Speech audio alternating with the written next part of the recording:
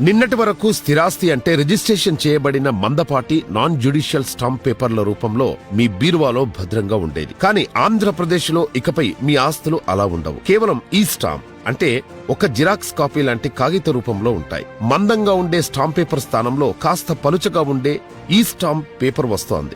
దీంతో నష్టం ఏంటంటారా? ఇప్పటిలా sub registrar office లో డాక్యుమెంటేషన్ ను రిజిస్టర్ చేయించుకోవటం లేదా పెద్దల సమక్షంలో రాసుకొని ఇరుపక్షాలు సంతకాలు చేసుకోవడం అనేవి ఉండవు. ఎవరికి వారు ఆన్లైన్ లో ఆస్తుల వివరాలు నమోదు చేస్తే దాన్ని సబ్ రిజిస్ట్రార్ పరిశీలించి రిజిస్ట్రేషన్ పూర్తి చేస్తాడు. దాన్ని ప్రింట్ తీసుకొని పెట్టుకోవాలి. ఇక అదే ఆస్తి పత్రం. ఆ పేపర్ ముక్క తప్పితే ఆ ఆస్తి మీది అని చెప్పే ఆధారాలు ఏవి మీ దగ్గర ఉండవు. సాక్షులు ఉండరు, సంతకాలు ఉండవు. కేవలం వేలిముద్రలే.